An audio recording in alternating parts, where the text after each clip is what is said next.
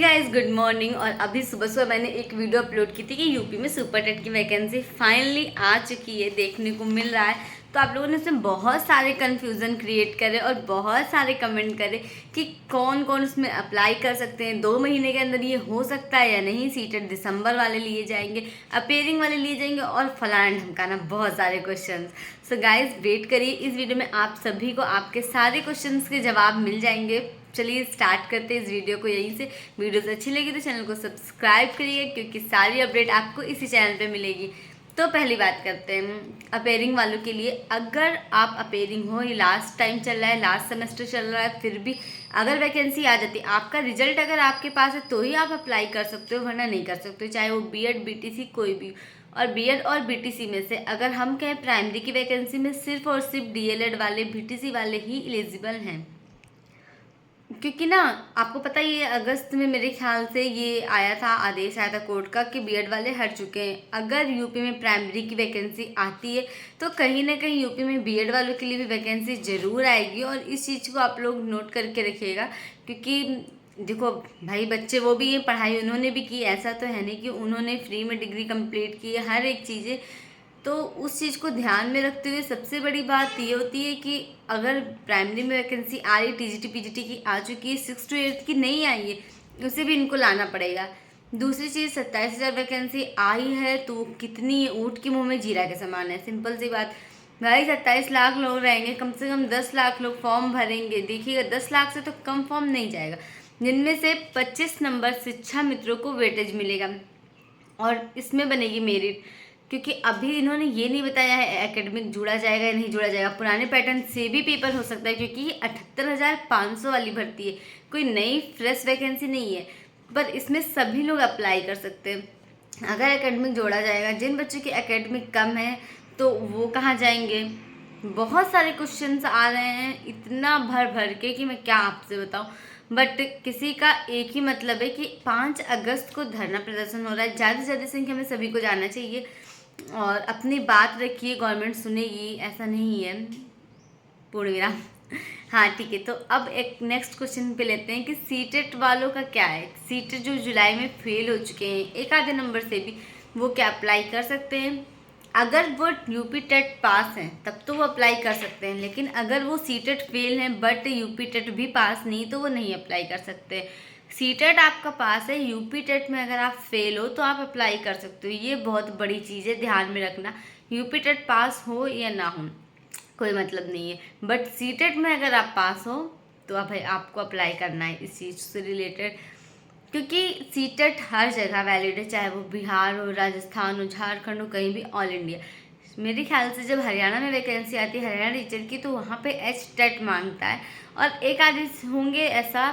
But जहाँ तक मैं आपको बता रही हूँ, यूपी में ऐसा नहीं है। यूपी में अगर आप सीटेट क्लियर हो तो वैकेंसी चाहे 10 है या 20 है, सभी के सभी को फॉर्म भरना अलाउ है, ठीक है। अदर स्टेट वाले जो कि आ सकते हैं, हमारे यहाँ नहीं आ सकते, तो बिल्कुल आ सकते हैं। सीटेट क्वालिफाई हो, आई थिंक सीटेट में 90 नंबर चाहिए होगा।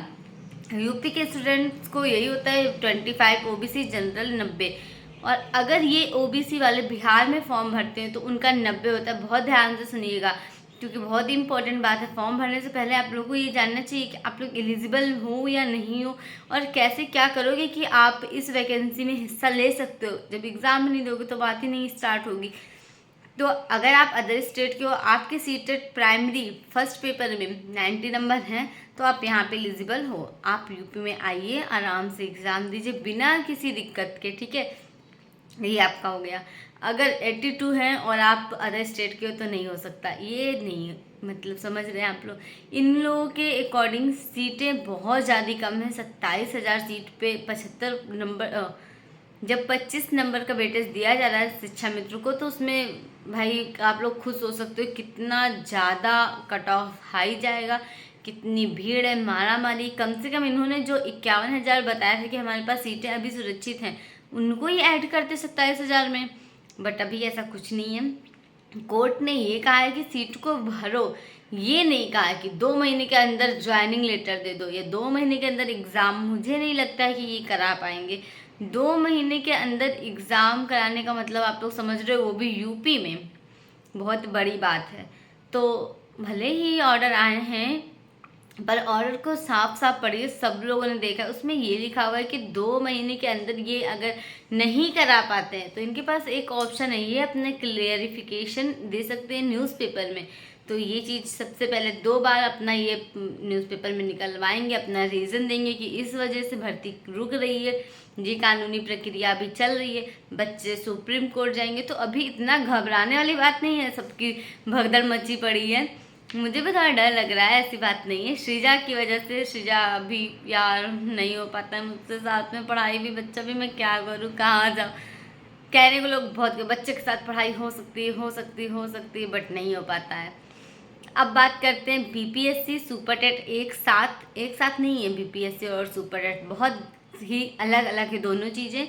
सुपर टेट का सिलेबस आप लोगों को पता है, फिलहाल 14 सब्जेक्ट हैं मिनिमम। बीपीएससी में चलो ठीक है, उसका सब्जेक्ट ठीक है, और बीपीएससी की हाई कट ऑफ जाती है 80-85, ठीक है, लगभग की बात कर रही हूँ मैं। और यूपी में ऐसा नहीं होगा, 150 में लोग तो यही कह रहे हैं फिलहाल सर लोग कि 135 के आसपास कट ऑफ जाएगी तभी सिलेक्शन होगा। 25 नंबर का जो वेटेज है वो यहाँ एक नंबर बहुत ज़्यादा होता है, और वो तो 25 नंबर की बात कर रहे हैं। इस वजह से लास्ट चांस है, जिन्हें थोड़ा सा भी डाउट है अपने पे, वो एक तरफ से या तो अभी कोई बैच लीजिएगा नहीं, क्योंकि सीटेट क्लियर करिए सबसे पहले। सीटेट आप सेल्फ स्टडी से क्लियर कर सकते हो, प्रीवियस ईयर के पेपर दे दो एग्ज़ाम के, आराम से सीटेट क्लियर हो सकता है। मैंने खुद दिया था सीटेट, और मैंने प्रीवियस ईयर पे बहुत ज़्यादा मेहनत की थी। एनसीईआरटी की बुक्स मैंने खरीदी नहीं थी, बट प्रीवियस ईयर के काफ़ी सारे क्वेश्चन थे जो कि मुझे मिल गए थे, तो उससे मेरा आराम से निकल गया था। सीटेट सबसे पहले आप लोग फोकस करिए। अगर ये वैकेंसी थोड़ा सा भी लेट होती है ना, तो कितना टाइम है, अगस्त, सितंबर, अक्टूबर, 2 महीने, दिसंबर में 2 महीने और है, सीटेट एग्ज़ाम होने वाला है दिसंबर में। अगर वैकेंसी ये इन्होंने लेट कर दी, न्यूज़पेपर में रीज़न दे दिया कि ये रीज़न है और हम वैकेंसी अभी नहीं फिल करा पा रहे हैं, या बच्चे सुप्रीम कोर्ट चले गए ज़्यादा सीटों के लिए, या जो 40-45 कट ऑफ था उसके लिए, सो गाइज आराम से आप लोग दिसंबर का जो सीटेट है उसको क्लियर करिए, और इस वैकेंसी में आप भी फॉर्म भर सकते हो, ठीक है।